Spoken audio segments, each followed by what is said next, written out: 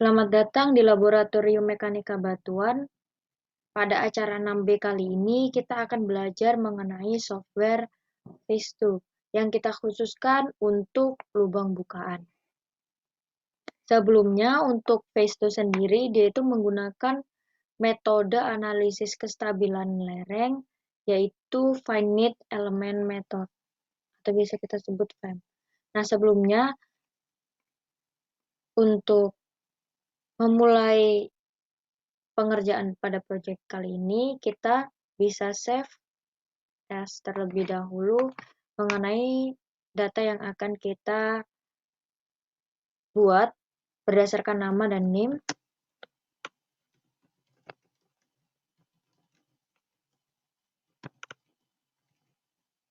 Nah, setelah kita save, kemudian di sini dari kami memberikan beberapa data, yaitu data DXF mengenai dimensi dari material, kemudian terowongan, dan satu lagi mengenai external boundary.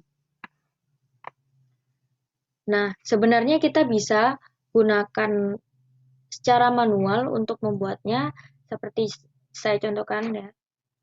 Apabila kita ingin membuat external excavation, di sini kita bisa langsung gunakan beberapa tools-nya.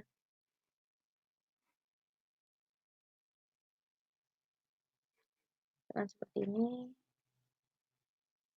Nah, ini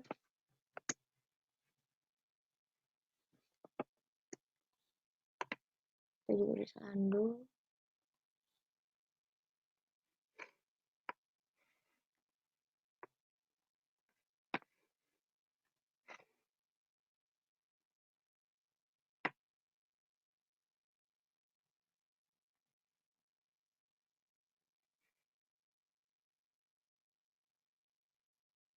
Nah,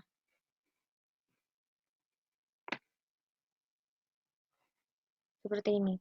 Namun apabila kita gunakan di sini, sebenarnya kita bisa lebih tepatin dengan cara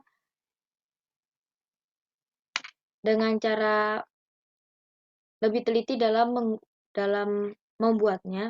Namun selain itu kita juga bisa melakukan melalui aplikasi bantuan lain seperti contoh AutoCAD yang kemudian kita jadikan file DXF.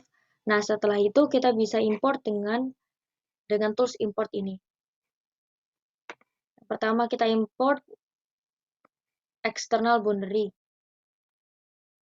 Nah, untuk external boundary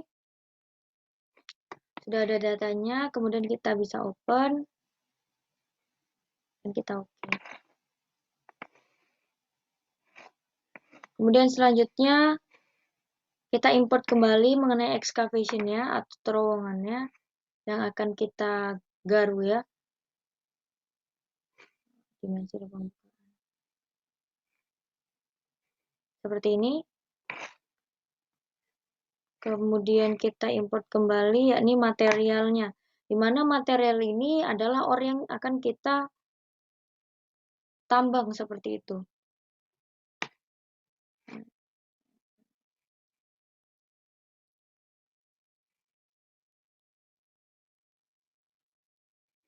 Nah, seperti ini akan jadi seperti ini. Nah, sebelumnya ini adalah biasa kita sebut vein ya atau urat, di mana ini merupakan stop atau area penambangannya yang langsung menuju di bagian urat yang akan kita tambang. Di mana deep dari urat ini saya gunakan 10 derajat.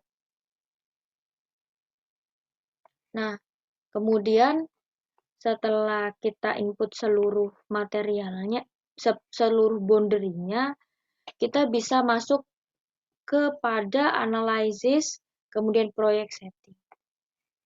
Nah, di sini analysis type-nya kita bisa gunakan tegangan bidang, kemudian untuk gimana cara kita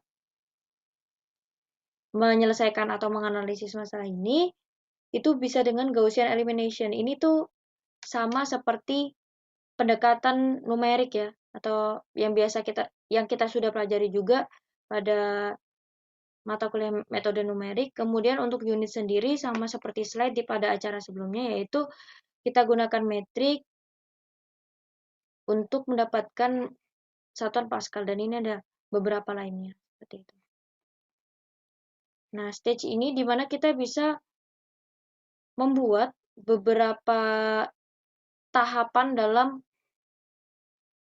material kita sendiri seperti itu. Nah, saya coba berikan contoh ya di sini. Misalkan yang pertama utuh,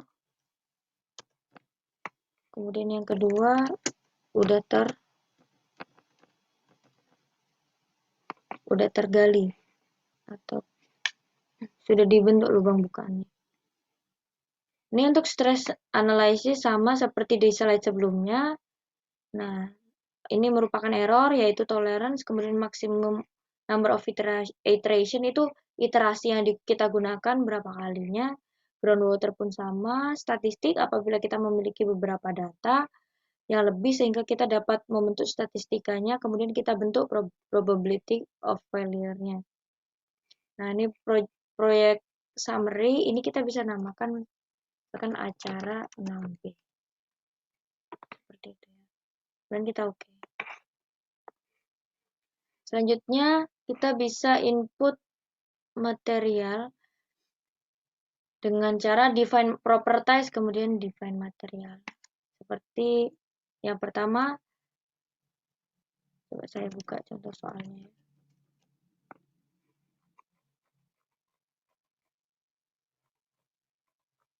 Nah, ini materialnya. Dimana hanging wall, sebentar ya, sebelumnya ini hanging wall dan foot wall.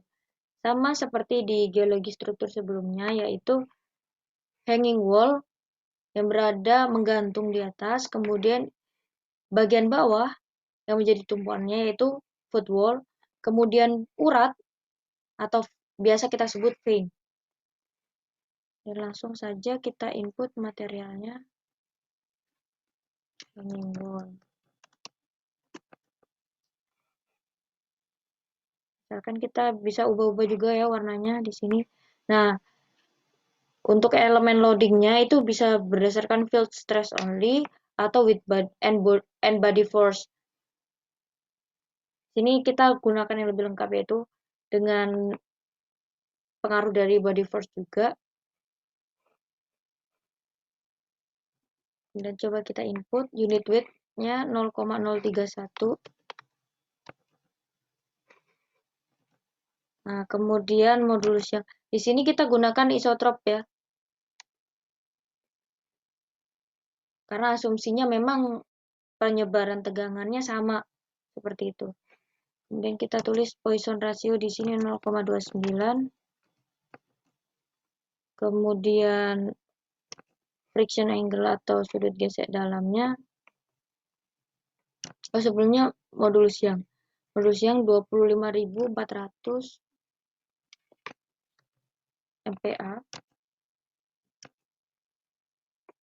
Kemudian di sini untuk strength parameter kita bisa gunakan Moore-Coulomb, Hooke-Brown, generalized Hooke-Brown dan sebagainya. Nah, yang di sini kita gunakan berdasarkan data yang ada, yakni Moore-Coulomb. Nah, untuk material type-nya, karena kita lihat bahwa ini berdasarkan data yang ada di lapangan dan kondisi yang sebenarnya di lapangan, maka jarang sekali kondisi di lapangan itu bentuknya masih elastik seperti itu. Jadi kebanyakan telah mengalami banyak gangguan sehingga kita pilih plastik di sini. Nah, kita juga dapatkan di sini untuk tensile strength-nya bisa kita anggap 0. Kemudian untuk sudut gesek dalamnya untuk peak 33,2. Nah, kemudian untuk residunya 30,4. Untuk kohesinya sendiri 6,4 yang peak dan 5,1 yang residu seperti itu. Nah, tensile strength residu juga kita tuliskan 0.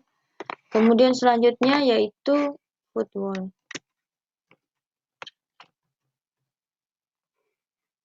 kita gunakan sama ya, field stress dan body force dengan unit weight-nya 0,0283. 0,0283. Sama isotropi, kemudian Poisson ratio 0,31 sama seperti sebelumnya. Kemudian modulus Youngnya 22.800. Nah, untuk friction angle peak-nya 28,7, 27,3. 28,7 dan residu 27,3. Sebelumnya kita ganti dahulu. Jadi plastik sama asumsinya seperti yang tadi. Pacific 5,4 dan selanjutnya kohesi residu 4,6. Dan satu lagi kita juga masukin material fin, aturannya pun sama.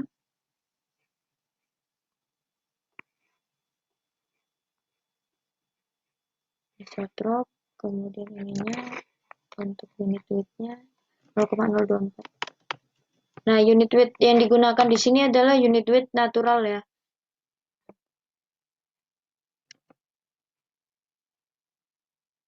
Kemudian untuk modulus Youngnya 20.200.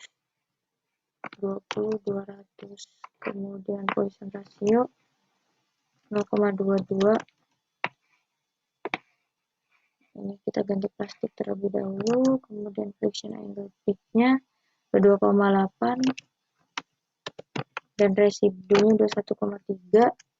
Kemudian kohesinya 4,2 dan 3,8. Saja kita oke, kita sesuaiin. Sign material untuk fade.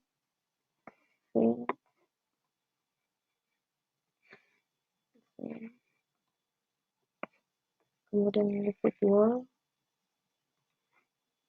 Nah, seperti ini kira-kira. Jangan lupa untuk bagian stopnya kita gali atau excavate. Nah, untuk di utuh ini yang kondisi awal berarti kita nggak perlu di excavate dulu. Tapi kita asumsikan bahwasannya dia masih clean seperti ini. Nah, untuk selanjutnya, untuk stage yang kita bedakan ya, biar bisa tahu perbedaannya apa. Material yang ini kita excavate seperti itu. Nah, selanjutnya langsung saja kita gunakan loading. Di sini ada field stress, kita gunakan gravity ya. Dimana asumsinya bahwa ini surface. Oh ya, sebelumnya material external boundary ini dia merupakan batas surface gitu. Ini surface, ini kita anggap lurus ya, surface yang bagian atas, bagian atasnya. Kemudian ini merupakan potongan atau slice dari surface tersebut.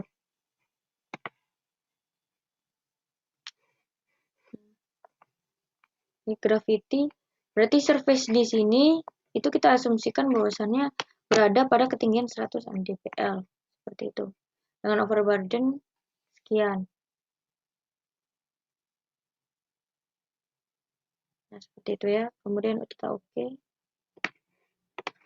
Kemudian kita beranjak kepada mesh atau pembagian dari atau interpolasi dari finite element metodenya. Nah, seperti ini kira-kira. Kemudian mesh setup.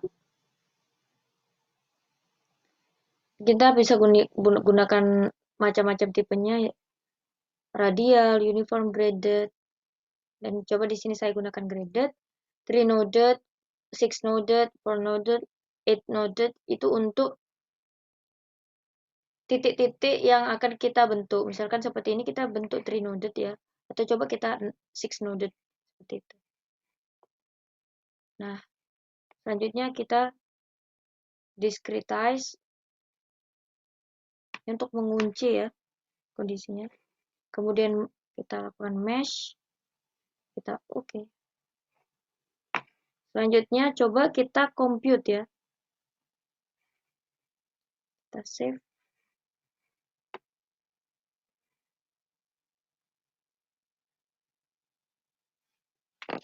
Nah, setelah kita compute, coba kita lihat melalui interpret.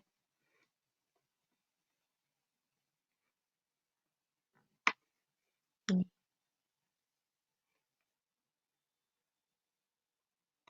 Nah, seperti ini.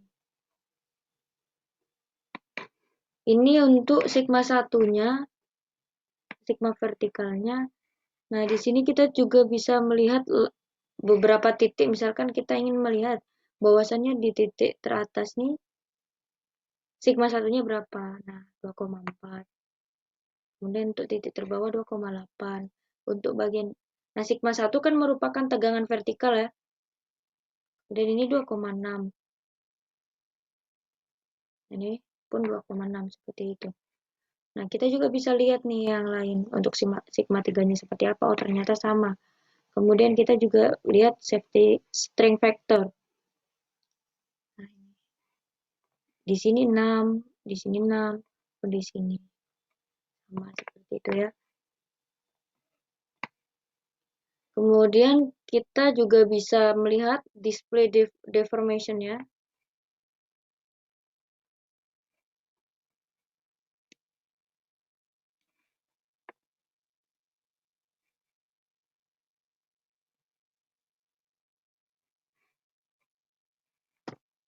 Nah, sebelumnya juga kita bisa melihat display deformation factor atau arah dari deformasinya sendiri. Seperti apa. Nah, ini kondisi apabila belum digali ya. Setelah kita gali, hasilnya berbeda.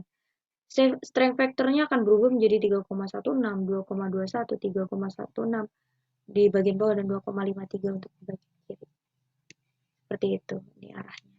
Tegangannya kenapa ke arah yang titik bukaan? Karena kan di sini kita membuka phase baru. Berarti kita membuka jalan lagi untuk para tegangan-tegangan ini bergerak seperti itu ke arah lubang bukaan yang telah kita buat. Maka dari itu seluruh tegangannya ke arah pada lubang bukaannya sendiri. Seperti itu. Ini untuk display-display yang bisa kita lihat juga ya. Ini untuk melihat elemennya seperti apa arahnya. Kemudian ini bisa kita lihat juga mesh-nya. Nah, ini kan with 6 noded ya tadi. Semakin banyak nodednya, itu bisa semakin teliti, tapi tergantung. Jadi kalian bisa coba per satu-satu. Misalkan 3 noded seperti apa, 6 noded seperti apa. Karena untuk setiap case juga memiliki ketelitian atau memiliki perbedaan yang berbeda juga antara 6 noded, 3 noded, dan sebagainya. Seperti itu ya. Nah, mungkin hasilnya nanti berupa strength factor, kemudian sigma 1, kita lihat sigma 1-nya, kemudian sigma 3 juga. Nah, sigma 3. Atau sigma horizontal.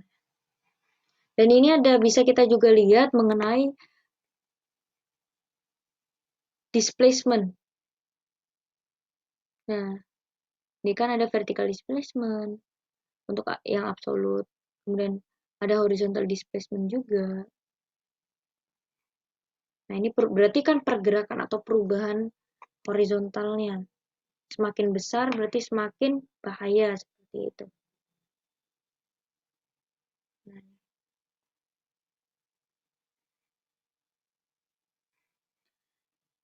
mungkin cukup sekian untuk mengenai aplikasi phase 2. Terima kasih atas perhatiannya. Selamat belajar.